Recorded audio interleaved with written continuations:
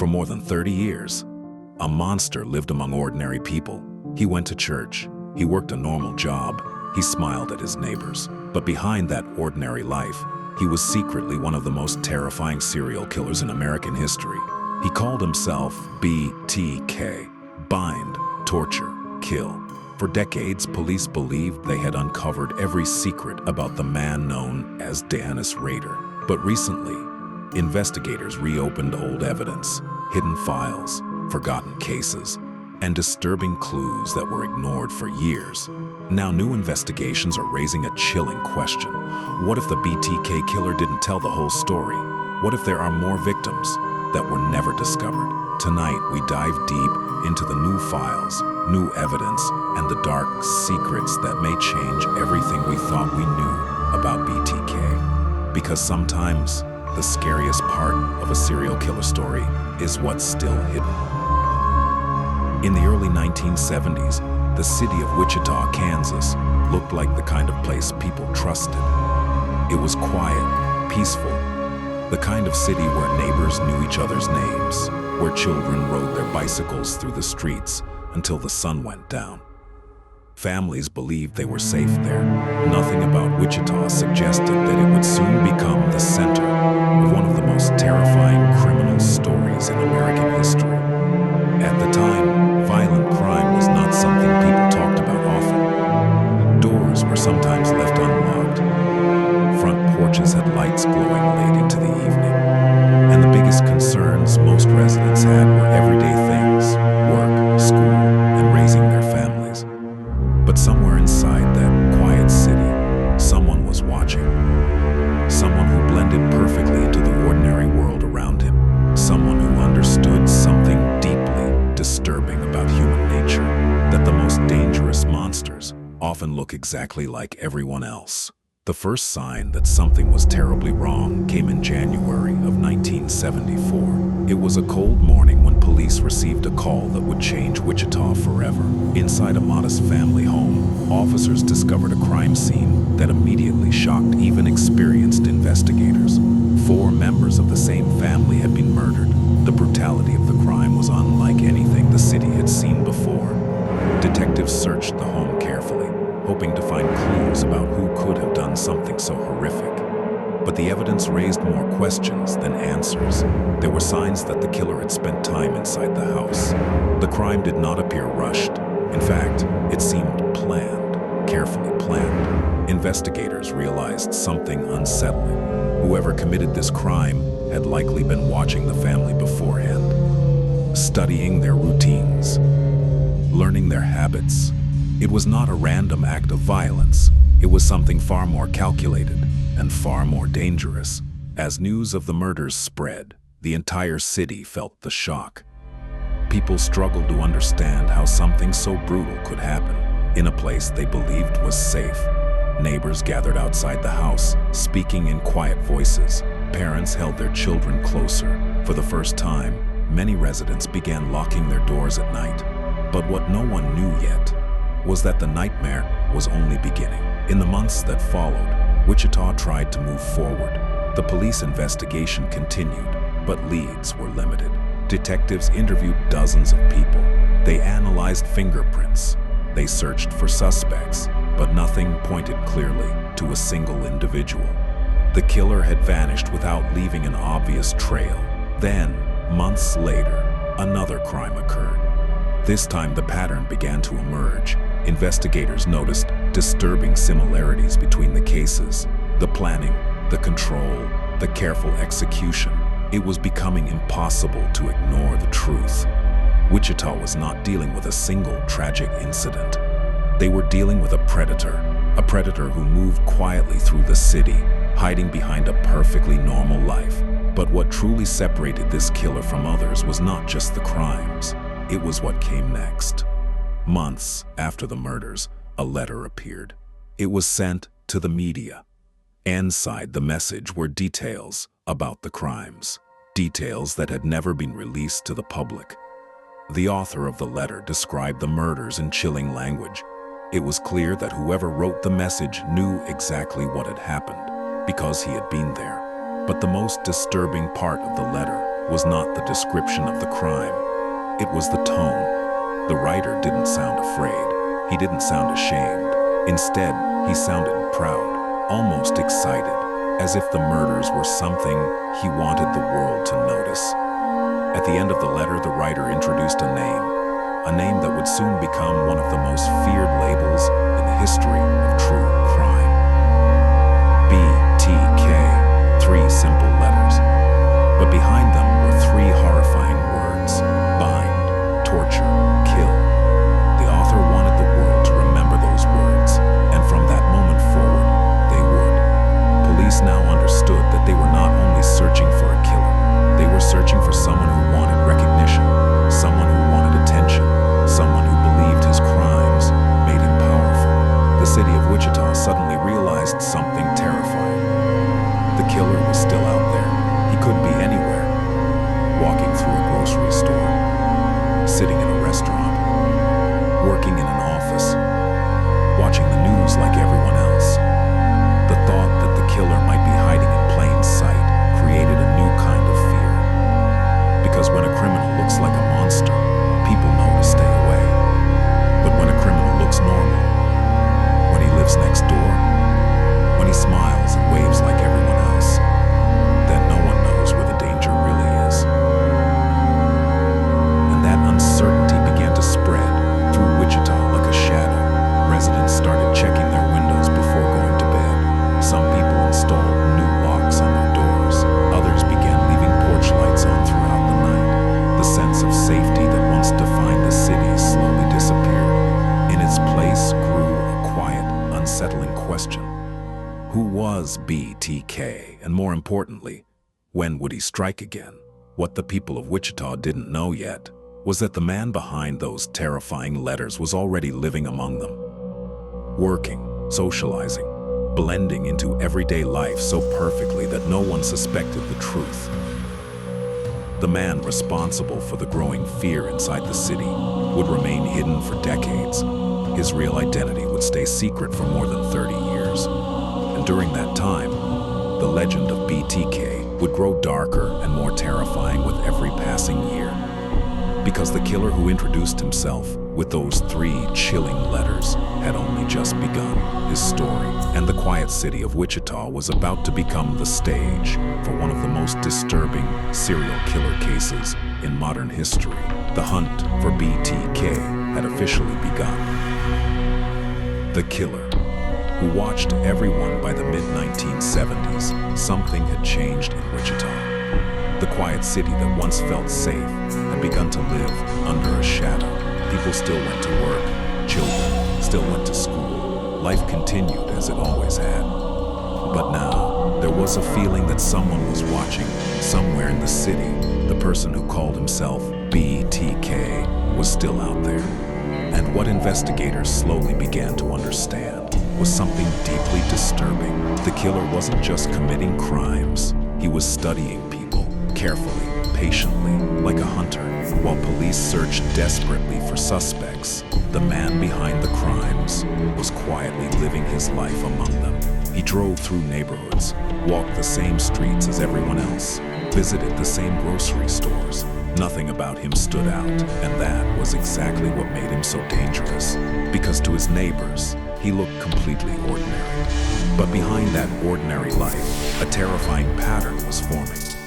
Investigators reviewing the crime scenes noticed that the killer seemed to know intimate details about his victims before the attacks ever happened.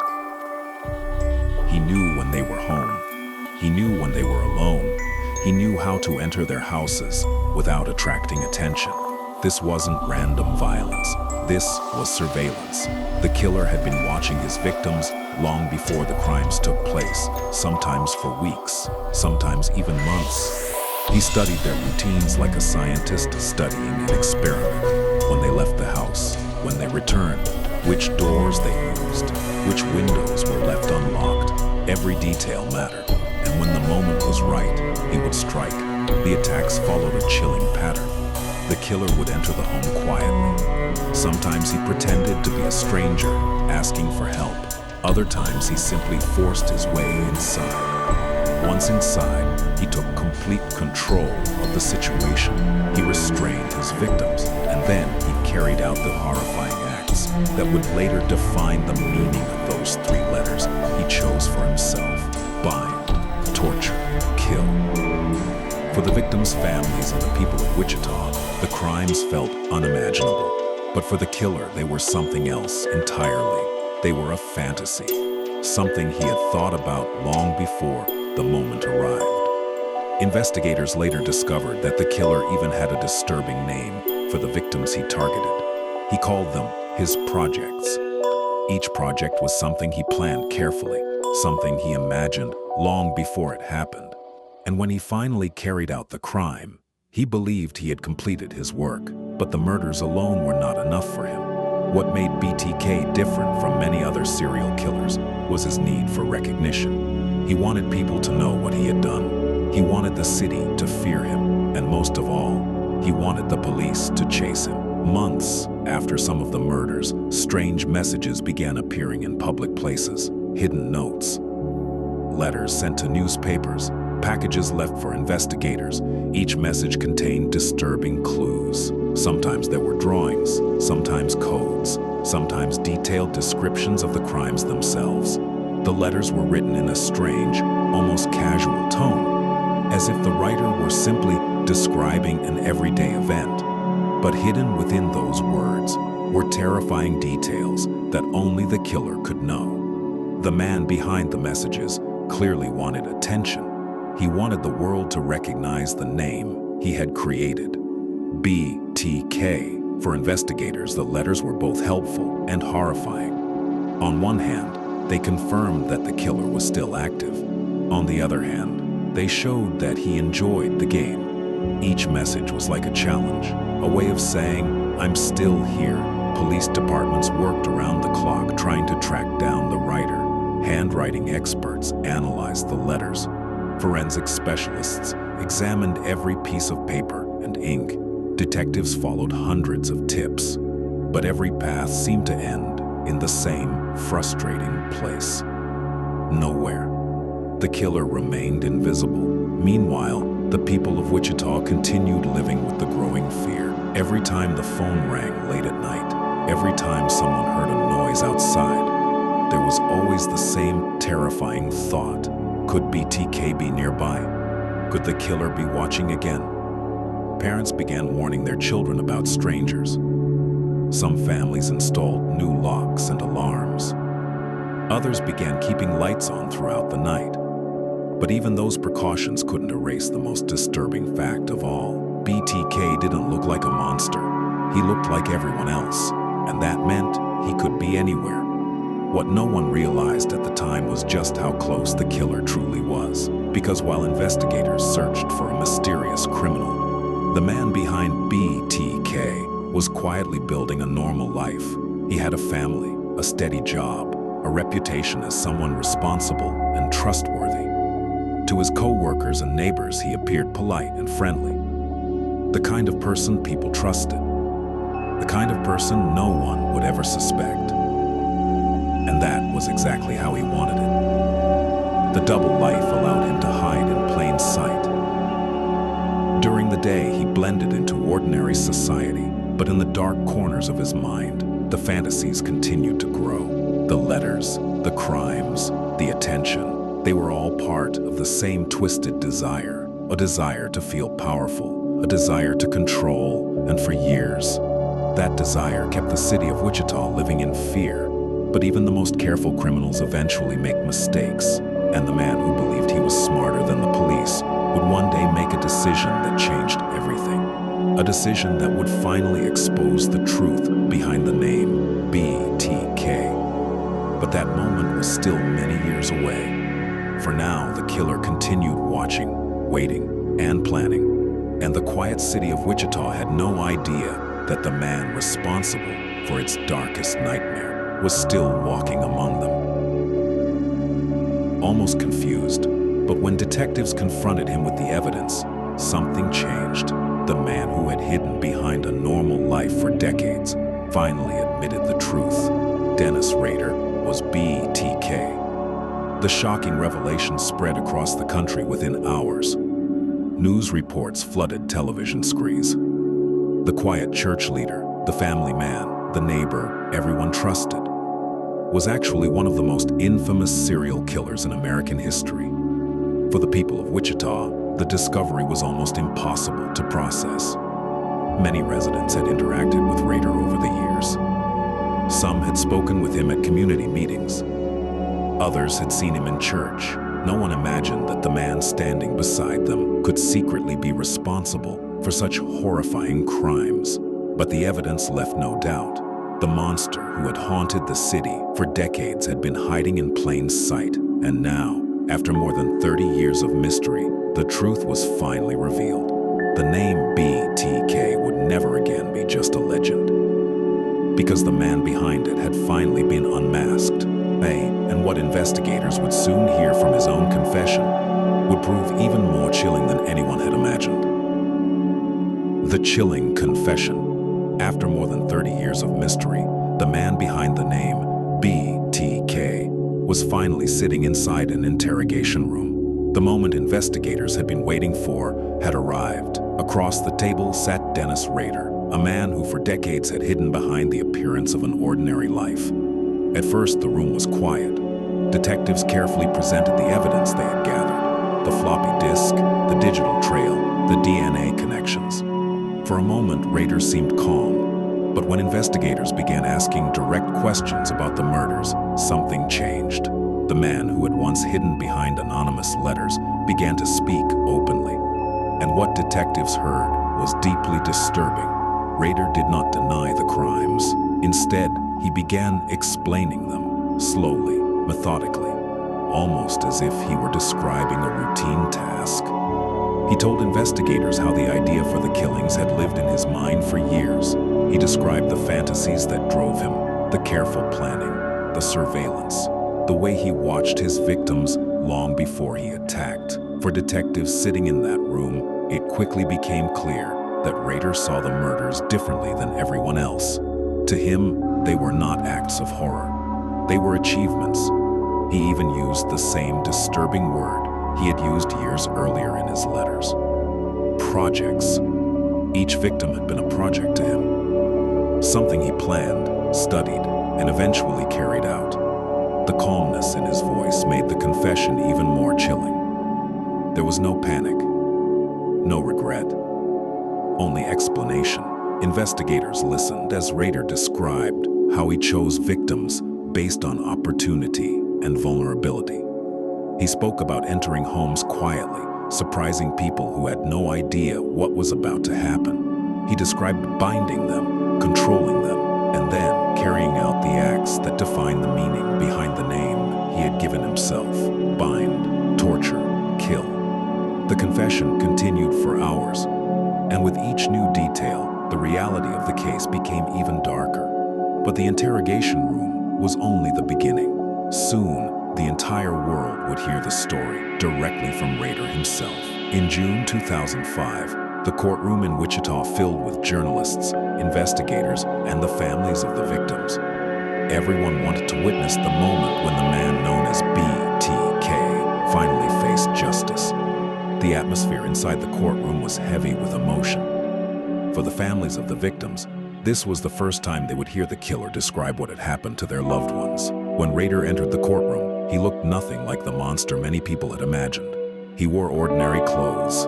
He appeared calm, almost emotionless. But when the judge began asking questions, the shocking truth began to unfold. One by one, Rader described each murder. He spoke about the victims by name. Then, he calmly explained how he had carried out the crimes. There were moments in the courtroom when the silence became overwhelming. Some family members struggled to listen. Others closed their eyes as the details grew more disturbing, but Rader continued speaking in the same flat tone. At times, he even corrected himself when describing certain details, as if accuracy was important to him. For investigators who had spent decades searching for the truth, the confession confirmed everything they had suspected. The crimes had been carefully planned. The killer had stalked his victims beforehand, and the letters sent to the media had been part of a deliberate attempt to gain attention. But there was something else that made the confession especially disturbing. Rader showed almost no sign of genuine remorse. He spoke about the murders in a way that suggested he viewed them as part of his personal history, not as acts of cruelty that destroyed families. When the confession ended, the courtroom remained silent. The reality of what everyone had just heard was difficult to process. For more than 3 decades, the identity of BTK had been a mystery. Now the world knew exactly who he was and exactly what he had done. In August 2005, the final chapter of the trial arrived. The judge delivered the sentence. For the 10 murders he had confessed to, Dennis Rader received 10 consecutive life sentences in prison. The punishment ensured that he would spend the rest of his life behind bars with no chance of release. For the people of Wichita, the sentencing marked the end of a long and painful chapter. The killer who had once terrorized their city would never walk free again. But even as the courtroom emptied and the headlines began to fade, investigators quietly continued studying the case. Because some questions still remained. Questions about whether Rader had truly revealed everything. Questions about whether the number of victims was really only 10. Years later, those questions would lead investigators back into the dark history of the BTK case once again. And new evidence would begin to surface, evidence suggesting that the story of BTK might not be completely finished.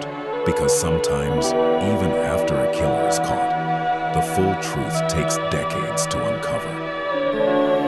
The new files. When the courtroom doors finally closed in 2005, many people believed the story of BTK had reached its final chapter. The man responsible for terrorizing Wichita for decades was now behind bars. The victims had been identified, the killer had confessed, and justice, at least in the eyes of the law, had finally been served. For the people of Wichita, it felt like the nightmare had ended. But investigators who had spent years studying serial crimes understood something important. Cases like this rarely end as cleanly as they appear. Because sometimes, the truth continues to hide inside old evidence. Years passed after the conviction of Dennis Rader. The world moved on. New criminal cases filled the headlines. The story of BTK slowly became part of true crime history. But behind the scenes, detectives and researchers continued examining the case files. Boxes of documents remained stored in evidence rooms. Photographs, letters, forensic reports, and witness statements that had been collected during the long investigation. For decades, much of that material had been limited by the technology of its time. DNA testing in the 1970s and 1980s was far less advanced than it is today. Many pieces of evidence simply couldn't be fully analyzed back then. But modern forensic science had changed that. By the early 2020s, investigators began reviewing some of the older materials connected to the BTK investigation. New technologies made it possible to extract information that had once been invisible. And as detectives began re-examining those files, a disturbing possibility started to emerge. What if the BTK killer had committed more crimes than he admitted? During his confession in 2005, Rader described 10 murders in detail. But investigators had always wondered whether the number could be higher. Serial killers sometimes hide additional crimes. Sometimes they simply refuse to reveal everything, and sometimes they enjoy keeping certain secrets. Over time, detectives began comparing Rader's movements throughout the years with unsolved cases in nearby states. Disappearances, unidentified victims, mysterious crimes that had never been solved. One particular case drew renewed attention, the disappearance of Cynthia Kinney. In 1976, 16-year-old Cynthia Kinney vanished from a laundromat in Oklahoma. Witnesses reported seeing a suspicious man near the location shortly before she disappeared. Despite extensive searches, Cynthia was never found. For decades, the case remained one of Oklahoma's most haunting mysteries. But years later, investigators began noticing something unsettling. At the time of the disappearance, Dennis Rader had been traveling through the region. The timeline placed him near Oklahoma during the same period Cynthia Kinney vanished. The discovery did not prove his involvement, but it was enough to raise serious questions. Authorities began reviewing the evidence connected to the case. Witness descriptions, old reports, and even letters written by Rader over the years. Investigators also began searching locations connected to his past, areas where he had lived, places where he had worked, land that might have remained untouched for decades. Some of these searches attracted national media attention. The idea that the BTK Killer might have additional victims shocked many people who believed the case had already been solved.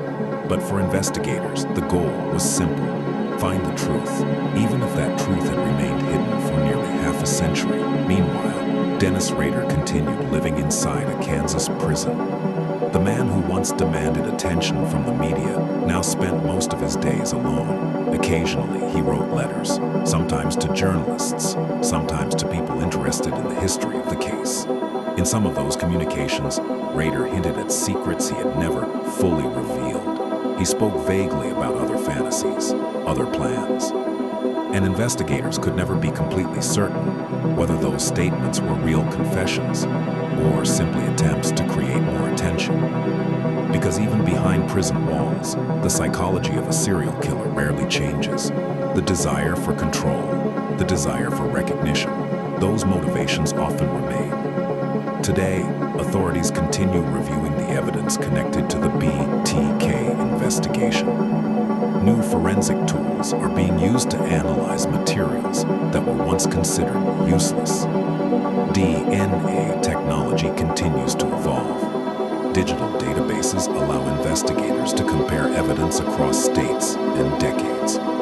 And each new development carries the possibility that another piece of the puzzle could finally appear. For the families of the victims, those efforts matter deeply, because even though the killer has been caught, the search for answers never truly ends. Some families still hope that missing persons cases might finally be solved. Others want to know whether their loved ones could somehow be connected to the same man who once terrified Wichita. The story of BTK is often told as a closed case, a mystery solved after 30 years. But in reality, the investigation continues in quiet ways. Inside evidence rooms, inside forensic laboratories, inside the minds of detectives who refuse to stop asking questions, because sometimes the darkest stories of criminal history don't end with an arrest. Sometimes they continue long after the headlines fade. And in the case of the BTK Killer, there is always the possibility that the final truth has not yet been discovered. The quiet city that once lived in fear may have moved forward, but the shadow left behind by BTK still lingers in the history of Wichita. A reminder that the most dangerous criminals can hide in plain sight, and that sometimes the full story takes decades to uncover. The shadow that remains. Today, the man known as Dennis Rader sits alone inside a prison cell. The world that once feared the name BTK has moved forward. The quiet city of Wichita has rebuilt its sense of peace. Families have continued their lives. New generations have grown up in neighborhoods that were once haunted by fear. But the story of BTK is more than just the story of a killer. It is a reminder of something far more unsettling. For decades, the man responsible for some of the most disturbing crimes in American history lived a completely ordinary life. He worked regular jobs, he attended church, he spoke with neighbors, and no one suspected the truth. That reality is what makes the BTK case so chilling, because it shows how easily darkness can hide behind a normal face. Even today, investigators continue reviewing old evidence connected to the case. New forensic technology may one day reveal answers that have remained hidden for decades. There are still questions, still mysteries, and still the possibility that the full truth has not yet been uncovered. For the families of the victims, the pain of the past will never fully disappear. But their stories continue to remind the world of the lives that were taken far too soon. And while the man responsible will spend the rest of his life behind bars, the legacy of BTK will always remain a warning. A warning that sometimes the most dangerous monsters are not the ones hiding in the shadows. They are the ones hiding in plain sight.